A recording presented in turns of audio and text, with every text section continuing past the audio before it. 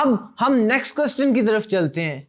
Next question में कुछ statements दी गई हैं और हमें यह देखना है कि वो स्टेटमेंट ट्रू है या फॉल्स, और उसी के मुताबिक हमने उनको एडजस्ट करना है। अगर वो ट्रू हैं तो हमने ट्रू पे टिक करना है, और अगर फॉल्स हैं तो हमने उस स्टेटमेंट के आगे फॉल्स को टिक करना है।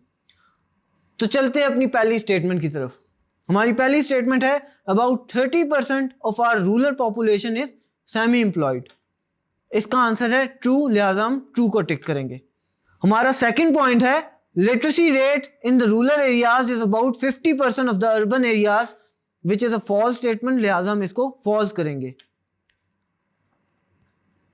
हमारा थर्ड पॉइंट है we are society of consumers, ये बिल्कुल ट्रू है, लिहाजा हम ट्रू को टिक करेंगे।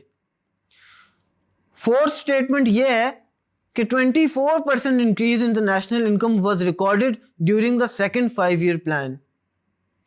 दिस इज ट्रू, लिहाजा हम ट्रू को टिक करेंगे। हमारे पास जो फिफ्थ पॉइंट है वो ये है कि fifth 5-year plan had to be given up due to the East Pakistan tragedy, जो कि फॉल्स है, लिहाजा हम इसको फॉल्स को टिक करेंगे। ये थे हमारे true and false. Next question में हम देखेंगे कि मैच द कॉलम्स किस तरह किए जाते हैं।